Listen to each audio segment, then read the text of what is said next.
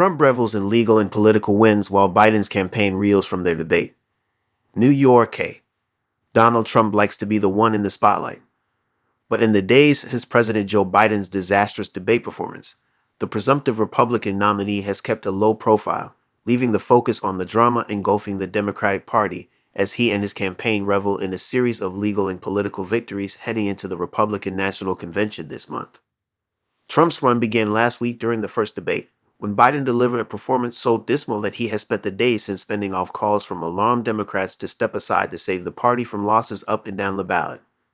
On Monday, the U.S. Supreme Court ruled that former presidents have broad immunity for prosecution, limiting the indictment against Trump for his efforts to overturn his 2020 election loss to Biden.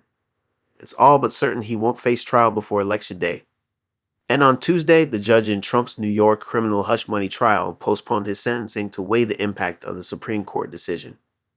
The flood of good news, along with a major fundraising haul that has eliminated what had been Biden's substantial cash advantage, has given Trump and his team cause for celebration as they head into the convention this month. And it has frustrated Biden supporters who would prefer to focus on Trump's sweeping second-term agenda and comments he made during the debate, minimizing the Capitol riot and suggesting he might not accept the results of this election either. Instead of taking a victory lap, Trump has been lying low. While he sat for several radio interviews over the weekend and has been active on his Truth Social site, he has no public events on his schedule this week. That's largely a function of the calendar with the 4th of July on Thursday.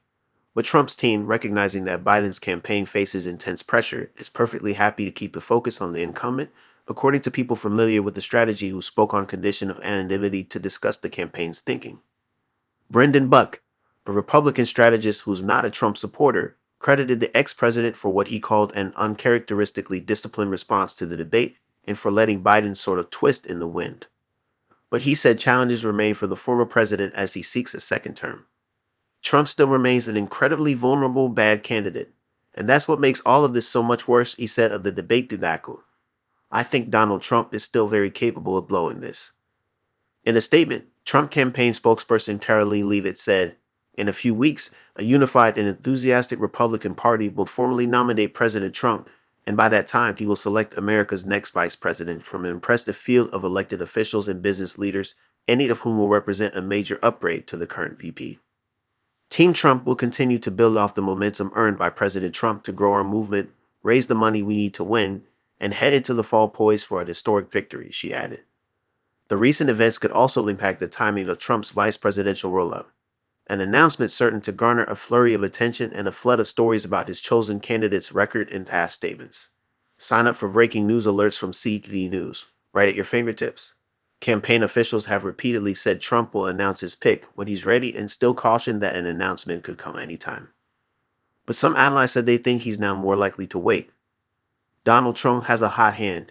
He's playing his hand perfectly, said Corey Lewandowski, Trump's 2016 campaign manager, who traveled with him to the debate June 27 and is now a senior advisor to the convention. Given the current situation, Lewandowski said, there's no reason to announce anything and take the media attention away from Joe Biden.